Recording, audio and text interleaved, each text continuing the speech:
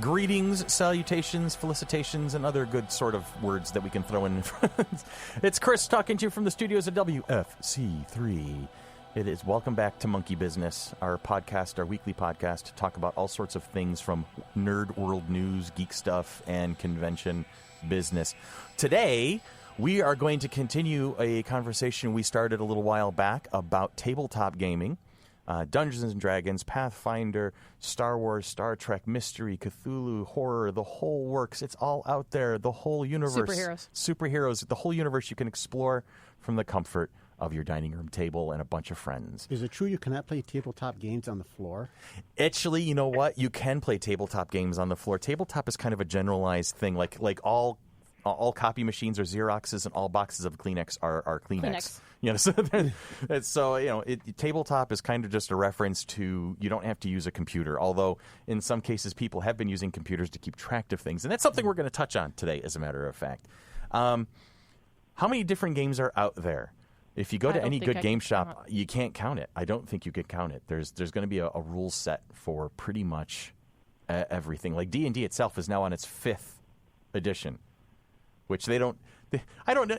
Do they actually call it 5th edition? Yes. I know they did. They was D&D Next for a while, and then they just wanted to be D&D. Now they're kind of embracing the fact that, yes, this is 5th edition. Which, it was like D20, and there was like 3rd edition, 3.5, 4th edition, which I think we don't want to talk about 4th edition. 4th edition is that bastard stepchild that we're just going to ignore occurred. I don't think I've even opened a book for 4th edition. I did. What? Why? Well, here's the thing. Okay, and that's a great question, Billy. Because it's as a comic book nerd, there's like I was a big fan of Legion of Superheroes. Okay. 30th Century, Superboy and the Teenage Superheroes. And there was they called it the 5 years after, where and it almost isn't even referenced anymore.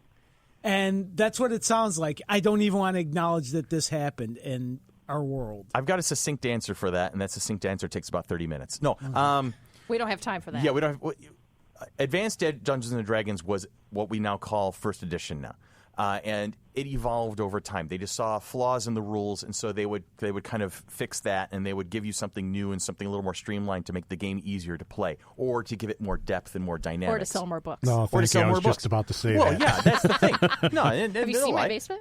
Yeah, they're in the business to make money, so obviously there's going to be to sell more books. So that's just one of those facts you can just kind of put on the wall and it can sit there quietly.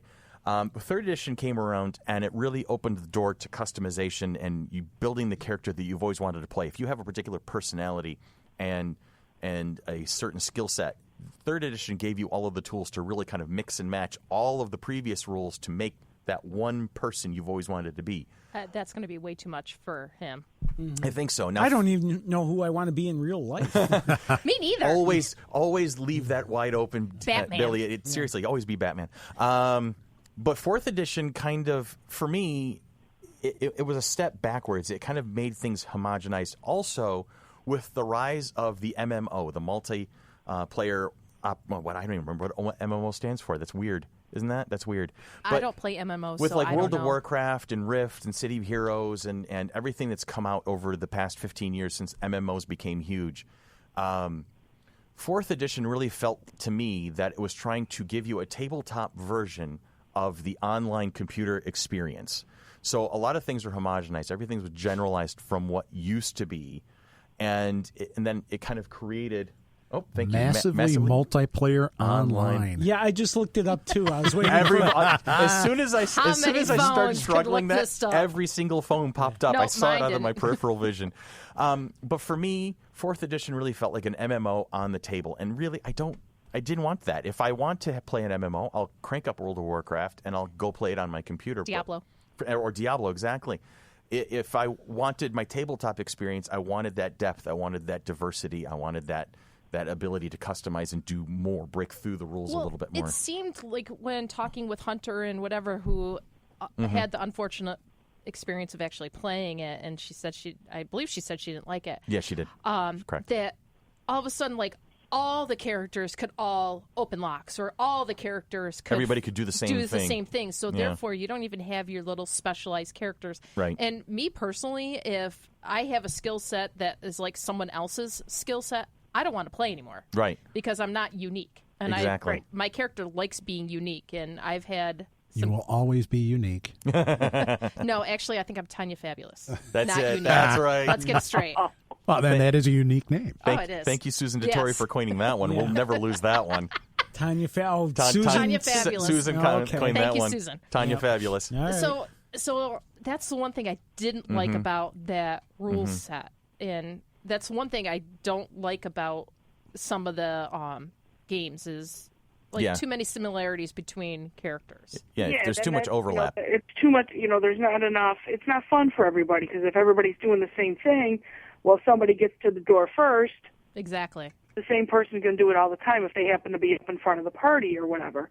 So, I agree with you on that if you make it to the point where everybody is like a clone, there's no fun. It's boring. Did you just say we're stormtroopers? No, I said clones. It's clones. Oh, clone troopers then. Clone troopers. Clone troopers. There is a Star Wars game. I wouldn't mind looking like a clone because, man, they're pretty buff. That's all I got to say. And I'm pretty scrawny. So I'm just throwing that out there. But There's anyway, no words. We're going to circle it back around now. D, help us. Take a moment from the awkward silence. So anyway, to continue the progression, with 3rd edition, like I said, you really have that first opportunity to kind of customize. And then they came out with 3.5, which was their update to that. So it kind of closed some loopholes. It made some rules that were pretty broken a little bit better. Very broken. And then 4th edition came out. When 4th edition came out, the regular dyed-in-the-wool gamers were like, what is this garbage? Yeah, it was a bad revolt. And then that led Paizo Publishing to create Pathfinder, which they kind of started nicknaming 3.75 edition. So it was their way of taking 3.5 and streamlining it even more and creating it.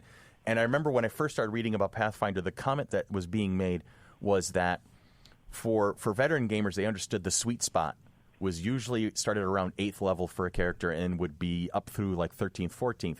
They wanted to take that sweet spot where you felt like you were really a potent force right from the go. So just a level 1 character could go out and feel like they could be the hero right off the bat, that they weren't in any real danger or anything. So a lot of things got buffed. A lot of things got boosted. They were more a potent force on the table, on the map. The problem is that sweet spot ripened and then kind of faded around 12th, 13th level. So the really epic, the very powerful characters are so insanely complicated and so insanely powerful that it just, like, I actually, for a character that I'm playing right now in a Pathfinder game, it's 12th level, and I feel like I need my laptop with me at all times so I can keep track of all of the details on the character sheet. Like, one bit of math becomes this monstrous calculation, and so it can get really, the ultimate balancing act kind of fails after a certain period of time. Scott has his laptop with him. Yeah, but Scott also has his laptop because he does a lot of his actual real life job from the gaming table. You need an electronic device. He needs that electronic device to carry forward. Oh, yeah. But yeah, I think they kind of overdid it. So they gave you that sweet spot nice and early, but when the character progresses further on, it gets real. And that's why I was kind of making to a comment when we were off air. To Brian, because in the previous conversation we were having, he was talking about how his teenage son is now getting into his first game, and they're using Pathfinder.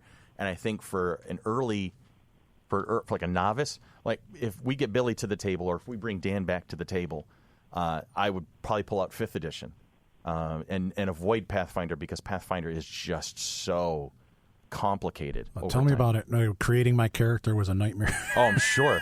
I'm like, wait a minute, wasn't this complicated when I was younger? What's going on? But that just happens to be what the game master. Mm-hmm. You shouldn't need a bachelor's degree. You shouldn't need a bachelor's degree in mathematics to be able to play.